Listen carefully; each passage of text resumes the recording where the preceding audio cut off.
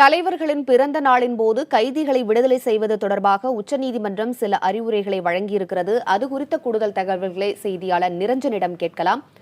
நிரஞ்சன், எந்த வழக்குல உச்சநீதிமன்றம் இவ்வாறு அறிவுரை கூறியிருக்கிறது? நிச்சயமாக உமா, அதாவது 11/9/2008 அந்த தேதியில் தமிழக அரசானது ஒரு மிக முக்கியமான ஒரு அரசாணையை வெளியிட்டிருந்தார்கள். அண்ணாவின் 100ஆண்டு பிறந்த நாளை முன்னிட்டு 1408 சிறை கைதிகளை விடுதலை செய்வதுதான் அந்த அரசாணையாக இருந்து வருகின்றது. அதற்கு அப்பொழுது தமிழகத்தின் ஆளுநராக இருந்து வந்த சுர்ஜித் சிங் பர்னாலா அவர்கள் 1408 கைதிகளையும் ஆயுள் தண்டனை விதிக்கப்பட்டு 7 வருடங்களை நிறைவு செய்திருந்தாலும் 60 வயதிற்கு மேற்பட்டவர்கள் 5 வருடத்தை அந்த ஆயுள் தண்டனையில் அவர்கள் நிறைவு செய்திருந்தாலும் அவர்களை விடுதலை செய்யும் அந்த அரசாணைக்கு ஒப்புதல் தெரிவித்திருந்தார். அதாவது இந்திய அரசியல் சாசன பிரிவு 161 ஆளுநர்களுக்கென்று சில குறிப்பிட்ட அதிகாரங்களை வழங்கியிருக்கின்றார்கள். அதன் அடிப்படையில் அந்த உத்தரவினை அவர் பிறப்பித்திருந்தார். இந்நிலையில் அந்த உத்தரவின் அடிப்படையில் ஒரு கொலை வழக்கில் இரண்டு சகோதரர்கள், அதாவது சேகர் மற்றும் செல்வம் என்று சொல்லப்படக்கூடிய அந்த இருவருக்கும் ஆயுள் தண்டனையானது விதிக்கப்பட்டிருந்தது. 2008ஆம் ஆண்டு தமிழக அரசு விடுத்திருந்த அந்த அரசாணை இவர்களுக்கும் பொருந்தும் என்ற காரணத்தினால் தங்களையும் விடுதலை செய்ய வேண்டும் என்று அவர்கள் கோரிக்கை வைத்திருந்தார்கள். அதன் அடிப்படையில் தம்பியான செல்வத்தை உடனடியாக அவர்கள் விடுதலை செய்து உத்தரவிட்டிருந்தார்கள். ஆனால் அண்ணனாக இருக்கக்கூடிய அந்த சேகர் என்பவரை விடுதலை செய்வதற்கு தமிழக அரசு தடை விதித்திருந்தது.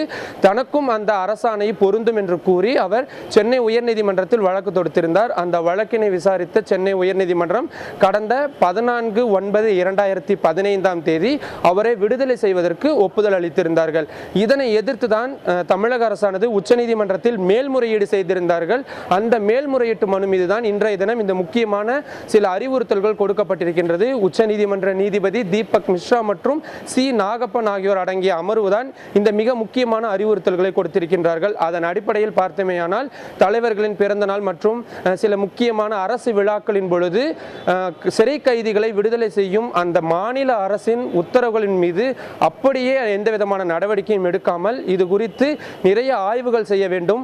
ஒவ்வொரு வழக்குகள் மற்றும் ஒவ்வொரு சிறை கைதிகளின் பின்னணி குறித்தும் நீங்கள் விரிவாக விசாரணை நடத்த வேண்டும், ஆய்வு செய்ய வேண்டும் என்று அந்த அறிவுறுத்தலில் தற்பொழுது கூறப்பட்டிருக்கின்றது. அதன் அடிப்படையில் ஆளுநர்கள் வெறுமென அரசு, மாநில அரசு ஒரு உத்தரவு கொடுக்கிறது என்ற அடிப்படையில் அந்த கைதிகளை விடுதலை செய்வதற்கான உத்தரவை பிறப்பிக்க கூடாது என்பதுதான் மிக முக்கியமான ஒரு அறிவுறுத்தலாக இருந்து வருகின்றது. இது அனைத்து மாநில ஆளுநர்களுக்கும் பொருந்தும் என்பதுதான் தற்பொழுது பார்க்கப்பட்டு வருகிறது. உமா, எந்த வழக்கில் தண்டனை பெற்றிருந்தாலும் சிறை காலத்தில் அவர்கள் என்ன மாதிரியான நடவடிக்கைகள் ஈடுபட்டார்கள் என்பதன் அடிப்படையில் அதை சிறை அதிகாரி தான் முடிவு செய்கிறார். இப்போ ஆளுநர் அதை ஆய்வு செய்யணும், அந்த பின்னணியை பார்க்கணும். அப்படிங்கிற போது இந்த தண்டனை காலத்தில் இவர்கள் சரியாக நடந்திருந்தாலும் கூட அந்த பின்னணி கருத்தில் கொள்ளப்படுமா? இதனால ஏதேனும் நடைமுறை சிக்கல்கள் வருமா அந்த கைதிகளை விடுவிக்கிறதுல? நிச்சயமாக கார்த்திகேயன், இது குறித்து ஏற்கனவே இந்த வழக்கு விசாரணை கடந்த வாரம் வந்த பொழுது ஒரு அரசாணை பிறப்பிக்கிறார்கள், ஒரு உத்தரவை பிறப்பிக்கிறார்கள் என்றால் அதில் சில வழிமுறைகளை நீங்கள் தெளிவாக குறிப்பிட வேண்டும். இந்த மாதிரியான விஷயங்களை அவர்கள் ஈடுபட்டிருந்தார்கள், சிறையில் சரியான முறையில் ஒழுங்கீனமாக நடந்து கொண்டார்கள், சரியான விதிமுறைகளை கடைபிடிக்கவில்லை உள்ளிட்ட அந்த விவரங்களையும் நீங்கள் சேர்க்க வேண்டும்.